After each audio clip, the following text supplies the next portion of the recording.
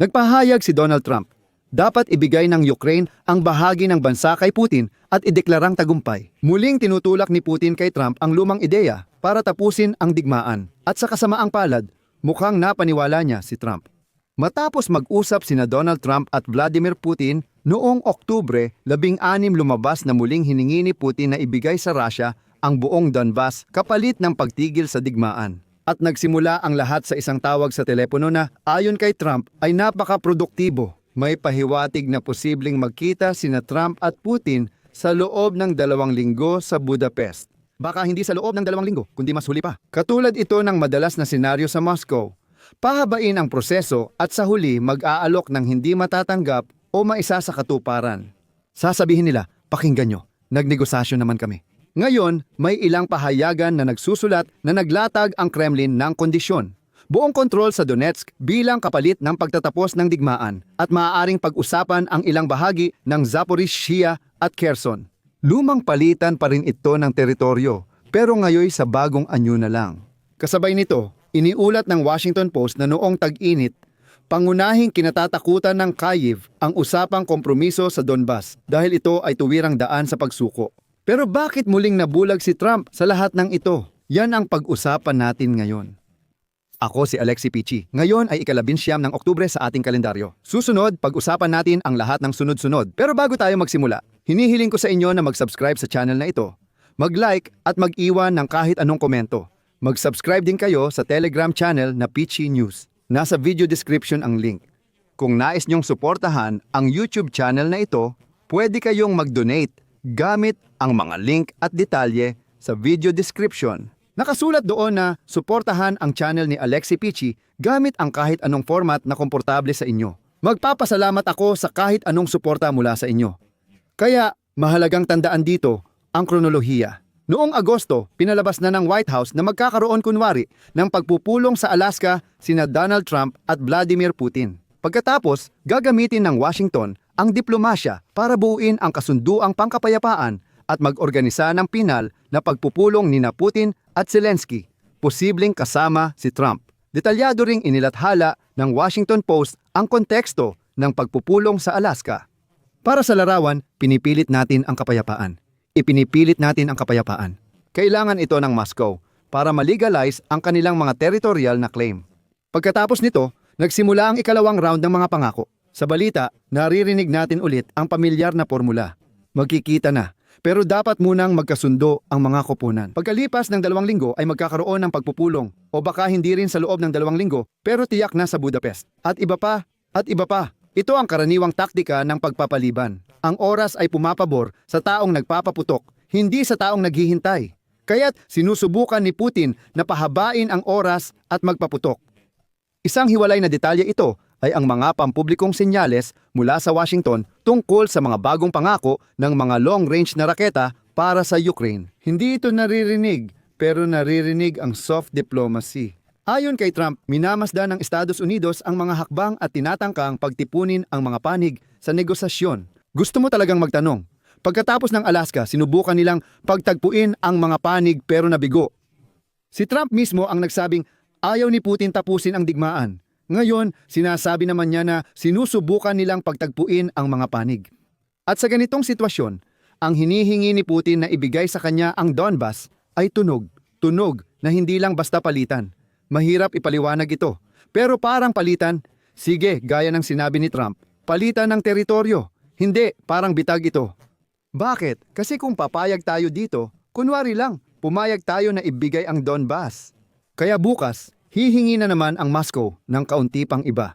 At naranasan na ito ng Ukraine noon, yung may espesyal na status, gray zone. At paulit-ulit na lang. Ayon sa mga ulat ng Washington Post noon pang tag-init, binigyang diin nilang ang panganib ay gawing gantimpala sa agresor ang anumang pahinga. Ngayon, tinanong si Trump ng Fox News kung sa tingin niya ay handa nang tapusin ng diktador ng Russia ang digmaan nang hindi inaangkin ang malaking bahagi ng Ukraine. Sabi ni Trump, may makukuha si Putin mula sa Ukraine. May mga bahagi na siyang nasakop. Ngayon, tingnan ninyo kung ano ang nangyayari. Sinadya kong tingnan hindi lang ang mga English o Russian na media, kundi pati na rin ang iba pang mga mass media. Kasama dyan ang India, China at Gitnang Silangan. At gusto kong makita kung paano nila inilalahad ang mga pinakabagong balita doon. Alam nyo ba kung anong ideya ang malakas na itinutulak para sa publiko, lalo na sa mga di gaanong nakakaalam ng issue? Sabi nila, pursigido si Putin kunin ang buong Donbas, pero bukas siyang ibigay sa Ukraine ang malaking bahagi ng ibang rehiyon. Pero parang sinasabi na handa si Putin na ibigay o isuko sa Ukraine ang ilang mga teritoryo na hindi naman talaga sa kanila bago ang digmaan. Parang kukunin niya ang Donbas, pero may ibang teritoryo namang makukuha ang Ukraine.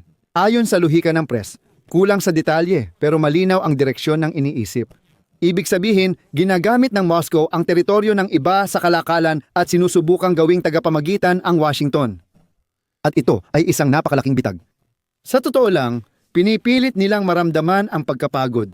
Umaasang nagsawa na ang mundo sa matagal na labang ito. Ibig sabihin, sige, tapusin na natin agad ang issue, okay, ibigay na lang natin kay Putin ang ilang teritoryo, tapos na.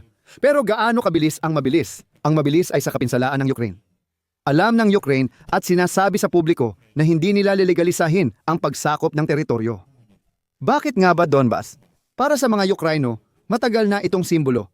Para kay Putin, simbolo rin ito sa kanyang dating kabaliwan. At 10 taon nang ipinapaliwanag ng Kremlin sa kanilang mga mamamayan, sa kanilang lipunan na walang tagumpay kung wala ang Donetsk. Hindi talaga nagawa ng makinaryang militar, alam mo, na tuluyang sakupin ang Donbas. Sa loob ng 10 taon, hindi nagawang sakupin ng makinaryang militar ni Putin ang teritoryong ito. Ngayon, iminumungkahi ng Kremlin na gawin ito sa negosasyon gamit ang panulat, hindi na sa militar. Hindi ito tungkol sa kapayapaan, kundi sa telebisyon. Ilagay lang ang bandila sa mapa at sabihing nakuha na ang gusto. Noong 2014, umatake sila sa Ukraine at sinabing poprotektahan ang Donetsk, Luhansk at mga Russian-speaking na tao. At dito, alam mo, 10 taon ng digmaan ay hindi pa rin nila magawang sakupin ang Donbas. Kahit mahigit 10 taon na, hindi pa rin nila ito makuha. Gusto nilang gawin ang imaheng ito, pero ano ang panganib? Kapag nailagay na nila ang bandilang iyon, susunod na agad ang panibagong bandila. Ibigay nyo na ang buong Lugansk, ibigay nyo na ang buong rehiyon ng Lugansk, ibigay nyo na rin ang buong Zaporizhzhia, pagkatapos Kherson, Odessa, ibigay nyo pa ang Odessa sa amin.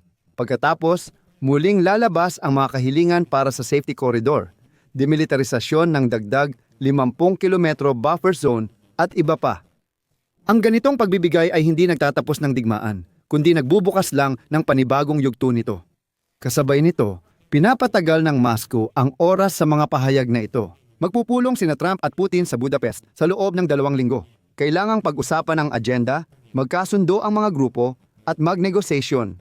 Ito ay pagpapaliban lang ng oras para lang magpaliban. Dahil kahit habang pinapakinggan ninyo ang paliwanag na ito ngayon, alam nyo namang sa mga sandaling ito ay nagpapakawala ang Russia ng mga missile at drone sa Ukraine sa pagtatangkang sakupin pa ang mas maraming teritoryo. Ngayong araw, sinabi ni Pangulong Volodymyr Zelensky ng Ukraine sa kanyang video message na hindi sila magbibigay ng anuman sa Russia. CP, walang makakalimot sa kanila ng kahit ano. Kita nating malinaw na ang Russian Federation ay pangmatagalang banta. Kailangan ng Europa ang matibay na kooperasyon at mabilis na resulta. Inutusan ko ang mga diplomat ng Ukraine na agad ihanda ang bagong pagpupulong ng koalisyon ng mga nagnanais. Binigyang diin ni Zelensky na halos araw-araw ay may natatamang oil processing facility ng Russian Federation. Nagpahayag pa siya, bakit kailangan ng lider ng pinakamalaking bansa sa mundo ng dagdag na ilang kilometro? Hindi ito digmaan para sa teritoryo, kundi para sa ating kalayaan. Sa huli, magbabahagi ako ng mahalagang pananaw.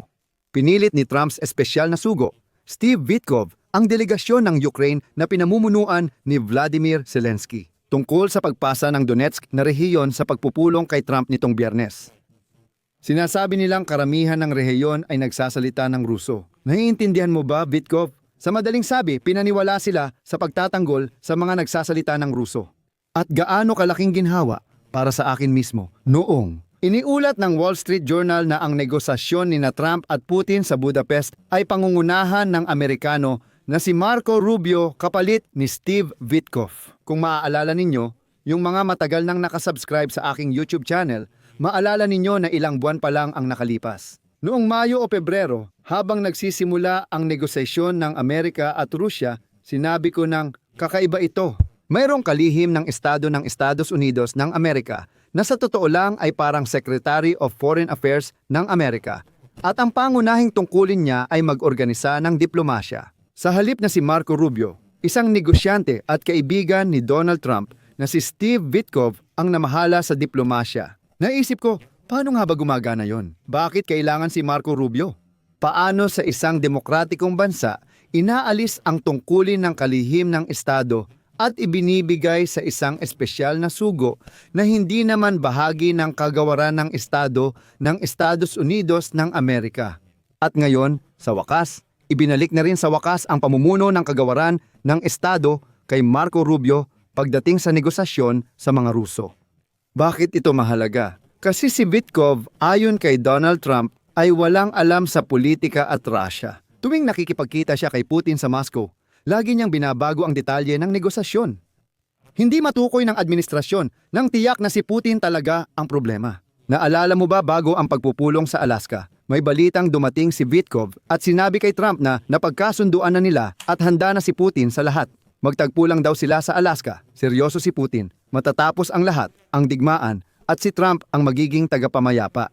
Pagkatapos dumating si Putin, naglatag ng maraming kondisyon at si Witkoff ay nagsabi, "Ay, mukhang hindi ko yata lubos na naintindihan ang lahat hanggang dulo." Ngayon, na si Rubio na ang namumuno sa negosasyon, may pag-asa na maintindihan ni Trump na kay Putin talaga ang problema. Si Putin ang pangunahing masama, pati mga kasamang Ruso niya. Dito ako maglalagay ng tuldok-tuldok. Isulat ninyo ang inyong opinyon at mga konklusyon sa mga komento sa ilalim ng episode na ito. Mag-subscribe kayo sa channel, pindutin ang kampanilya at huwag kalimutang mag-like. Iyan lang muna. Ingatan ninyo ang inyong sarili. Paalam sa lahat.